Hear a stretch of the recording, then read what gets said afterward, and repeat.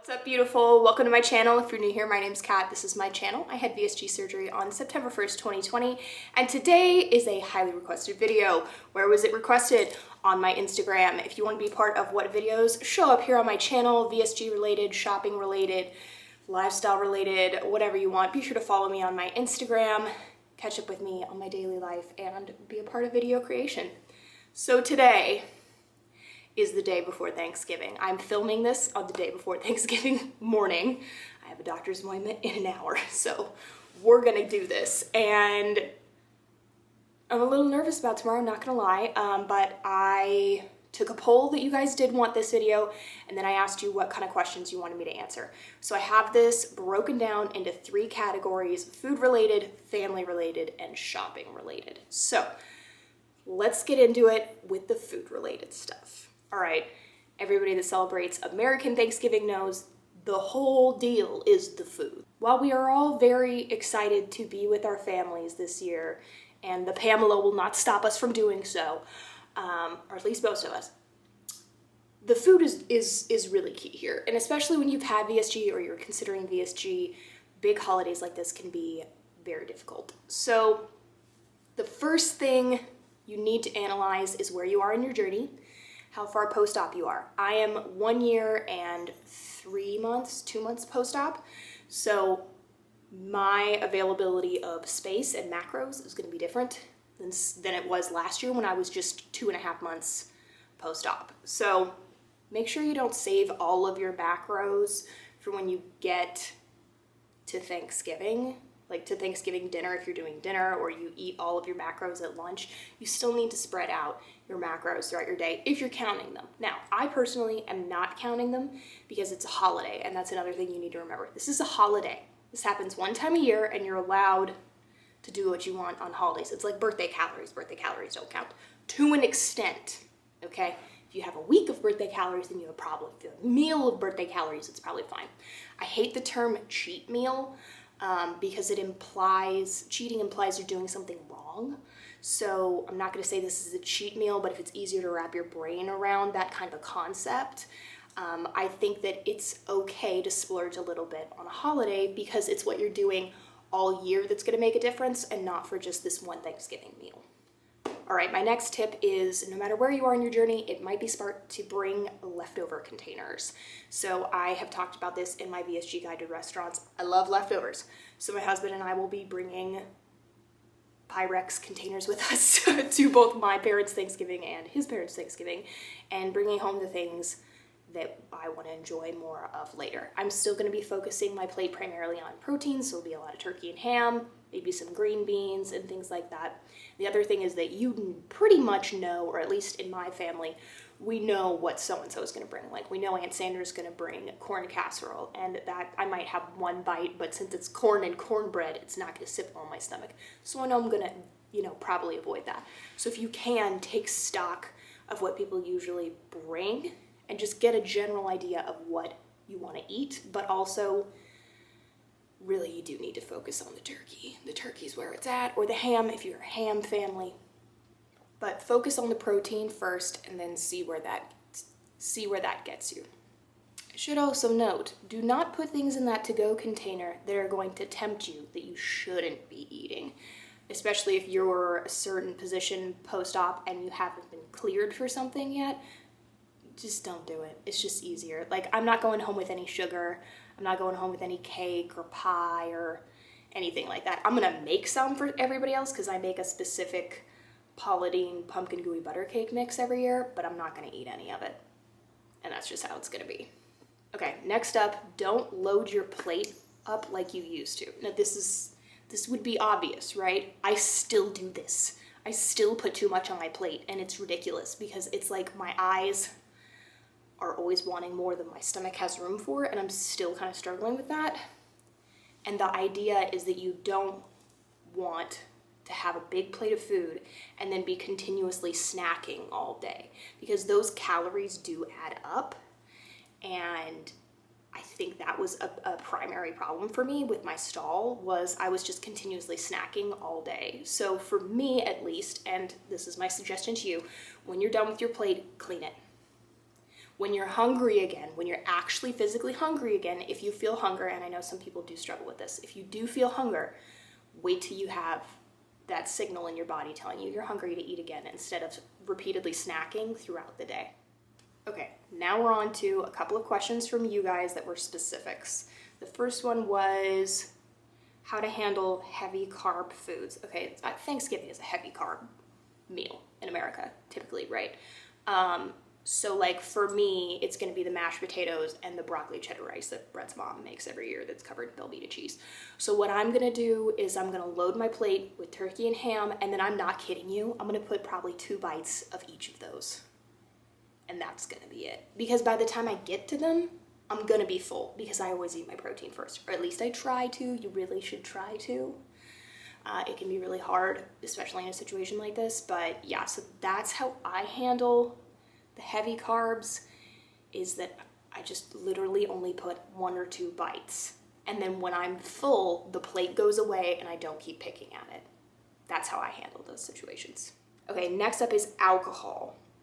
Alcohol is not a part of any of my Thanksgiving traditions, so this was a new one for me. I hadn't even thought about it.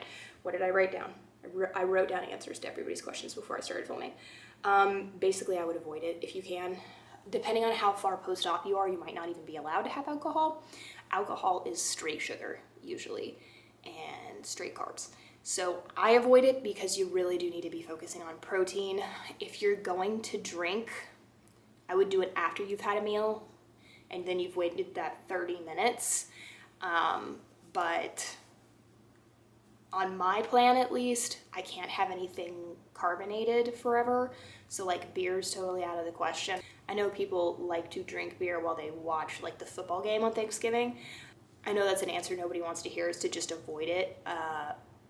But honestly, it's not gonna hurt you to avoid alcohol. I just wouldn't do it. I have a whole video on a guide to drinking alcohol VSG, after VSG, but on this day at least, there's so many other hard temptations for me that alcohol's not even on the map. I just want to be honest with you, but if it's something that you're drawn to, I would limit it. I would limit it to 1 drink maybe, and make sure you drink it after you've had a full meal and your protein macros have been met for the day. Also, just as a general note, these are my opinions and thoughts. I am not a doctor. I just need to say that for like liability purposes. Okay, next question was what to do if you're on the pre-op diet. This is so hard. This is so hard. So if you're new to the journey, the pre-op diet is basically just 3 or 4 protein shakes a day, and that's all you get. The biggest thing I can say is don't cheat.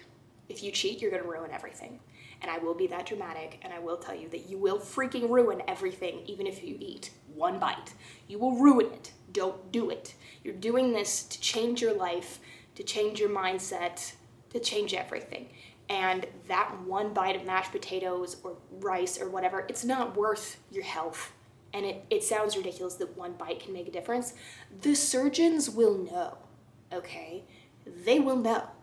And you didn't put in, 6 months of therapy visits and all of these hoops to jump through with insurance to eat 1 bite of freaking mashed potatoes. You can eat them next year. And it sounds harsh and sounds mean, but that's the freaking truth. And you guys don't come to me for some, you come to me for honesty, and that's the honest truth. Don't cheat. Honestly, if it was me, I wouldn't even go. And I know that sucks. Again, it's an answer you don't want to hear. If it had been me, I wouldn't have gone. First off, I wouldn't have scheduled my surgery around a major holiday like that. But I know a lot of people have been waiting a really long time, and the panorama has caused surgery dates to be pushed back pretty far. Mine was pushed back 2 months. I couldn't even see a doctor for like 2 months, so my whole process was pushed back 2 months. But yeah, either don't go and don't cheat, go and bring your protein shakes with you. My doctor told me that I could have extra protein shakes if I felt hungry, so I would just pre-mix some and just keep drinking that stuff in your clear liquids all day.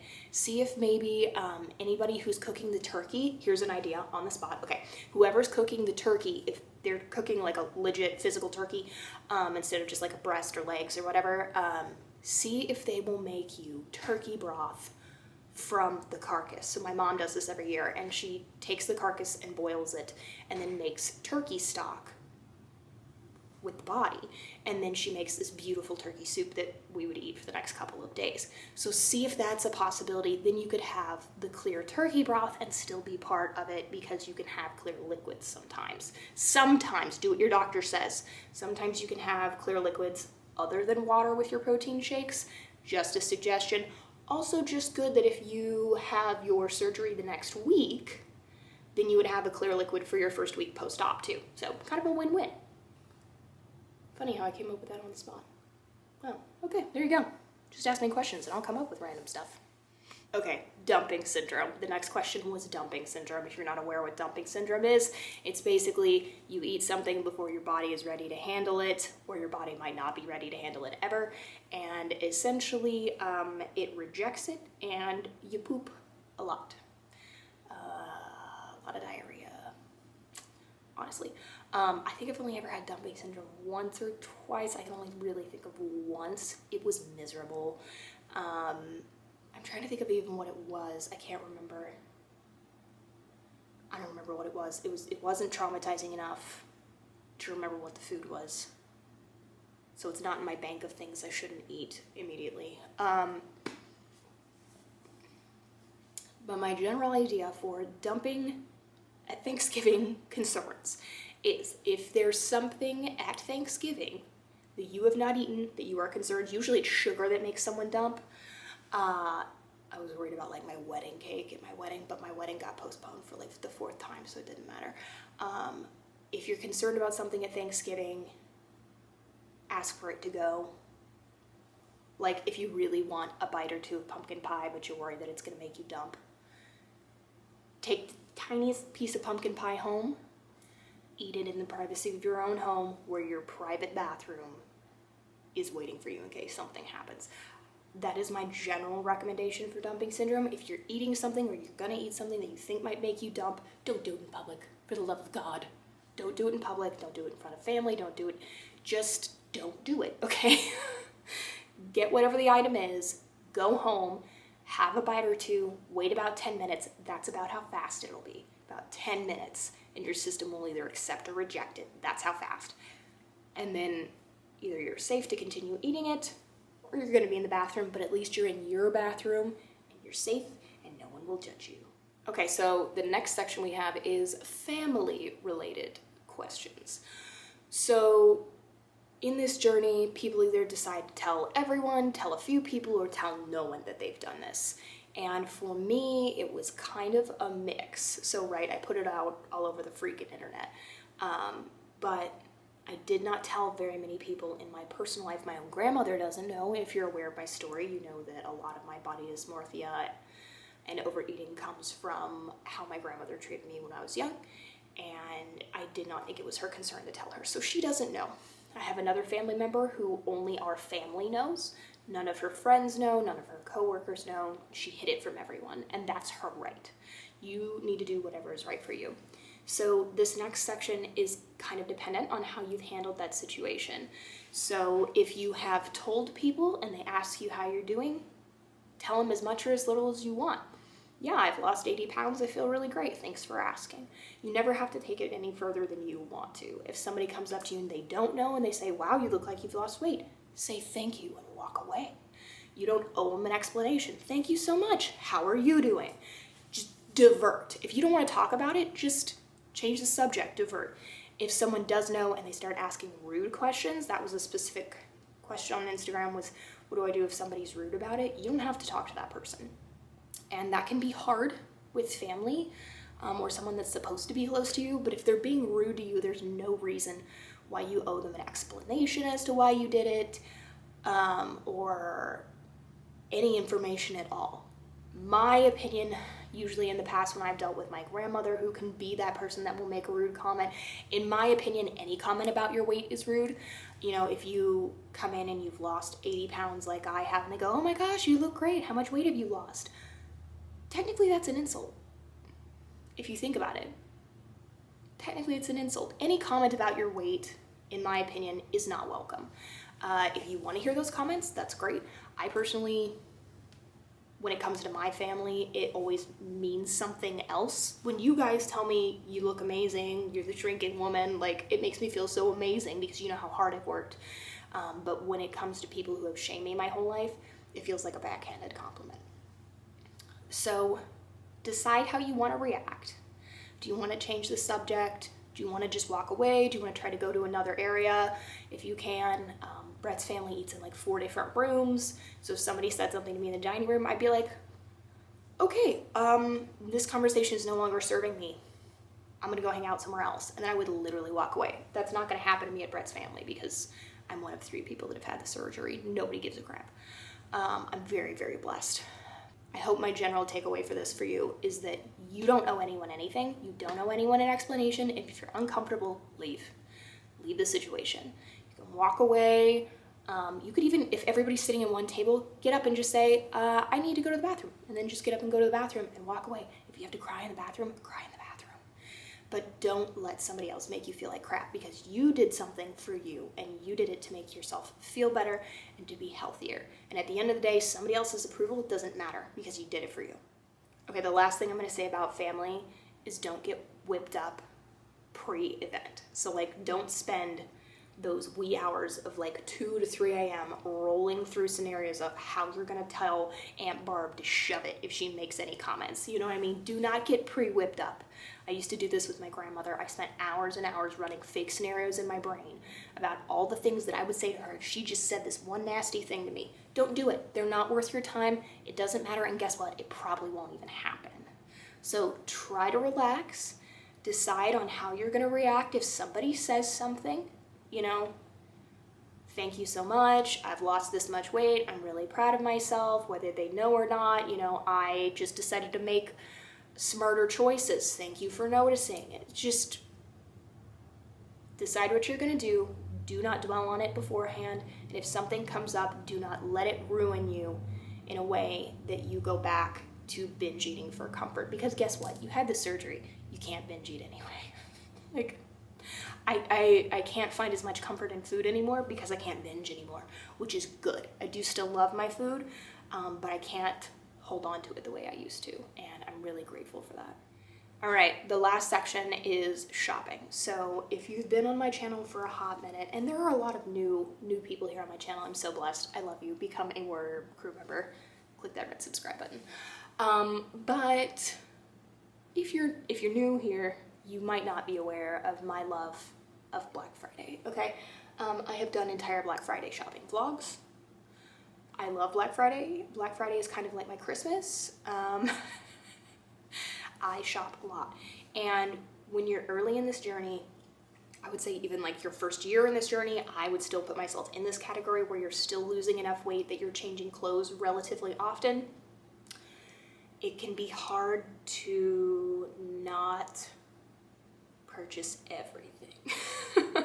I am guilty of this. I even had some people comment on some hauls I did early on, and they were like, why don't you just wait to buy the clothes until you're ready to fit into them instead of buying all of them now? They were right. So I would say, just if you're gonna buy clothing, just buy the next size down from where you are. Don't buy a couple of sizes down like I did. By the time I got to the sizes where those items fit me, I didn't want those items anymore. So I did a lot of reselling of those items, which is fine, or I gifted some to my mom and my friends, and it was fine. But especially if you're on a tight budget, only buy the things that you're going to need directly one size down or you can currently wear right now. But I would not spend a ton of money on clothes unless it's going to be something that you can wear regardless of what size you are. Like, a lot of my wardrobe is oversized sweaters and sweatshirts. So, you know, it doesn't really matter if they're oversized and they continue to be oversized. I am lucky that I have enough disposable income to make those mistakes. And it does not mean that I should, and it's something I'm working on. So this Black Friday, I'm taking things a little bit differently. Do I need this right now? Am I gonna need this in a month? That's kind of how I'm thinking of things. So I'm also spending a lot more time, I always buy a lot of gifts for other people, but I'm spending a lot more time trying to refocus that shopping obsession on other people. So, but my general VSG suggestion is don't buy anything that you won't need within a month. Like, don't buy shorts that are on sale right now. You don't know what size you're gonna be by the time it's warm again, if you're in the northern hemisphere like I am. Okay, and then the other thing, I'm reading my notes, the other thing is, so like my mother-in-law and my mom asked what kind of clothes I wanted, if I wanted anything, and Brett's mom especially really loves to buy clothing this time of year, especially because, you know, the 1 million sales, and a lot of the girls in the family, we all like the same brands, right? So she's gonna make a big order on Abercrombie and a big order on American Eagle, and I asked for quite a few Free People things.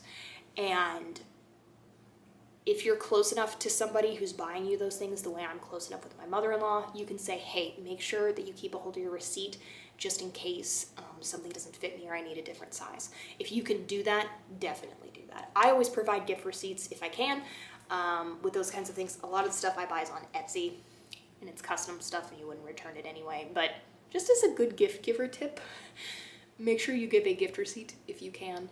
But if somebody else is buying you clothing, like my mother-in-law has also had a surgery, so she totally understands, and she totally understands that as your body changes, to an extent, sometimes it changes in ways you don't expect. I have been this size before, but my body is slightly different, and things fit me slightly different than they did when I was at this size last. So, and that's primarily due to just like a little bit of loose skin on my arms and a little on my upper thighs, but it changes what things may or may not work. So having a family member that understands that, or just somebody that if you take something home and you try it on and it doesn't work, just being able to say to that person, do you happen to have a receipt for this? Is there a way that I can go exchange it for a different size or a different style because this didn't end up working for me? I would do that if you can. I know that's kind of like a sticky situation, and it's not so much I don't like the item, it's just it doesn't work for me and I don't want you to have wasted your money. That's almost more of a Christmas tip, but Thanksgiving is when we buy a lot of Christmas gifts because of Black Friday. So there you go. All in all, Thanksgiving is supposed to be a fun holiday. It can be kind of a sucky holiday when you've had VSG, in all honesty. Like, it can be Thanksgiving and Christmas and like birthdays and going out to eat and going on vacation. There's a lot of videos I need to make. It can be frustrating post VSG. It really can. But at the end of the day, like, we do need to remember that these holidays are about spending time with people we love and community and those sorts of things. And the food is really supposed to be a small piece of it. Unfortunately, our society has built itself around consuming things, not just food, but items and materialistic things as well. And I'm fully guilty of that. But try not to be so disappointed that you can't eat as much as XYZ family member, or you can't have things that you used to have, or, you know, those kinds of things, because that's not really the message here. But if you have any additional questions or you need any additional support, I answer every single DM on my Instagram. I'm absolutely here for you. There are people that I talk to every single day. You guys are my friends, you're my family. So however I can help you, please reach out to me if you need help or you need assistance. However I can be there for you is what I want to do. And I hope you guys have a beautiful Thanksgiving. I hope it goes well for you, and I will catch you, oh my God, next week for Vlogmas. I'll catch you in my Christmas Decorate with Me. Be sure to subscribe if you haven't already. Become a Warrior Crew member. Give it a thumbs up if you liked this video and you want more VSG guides too. I'll catch you at Vlogmas. Love you. Bye.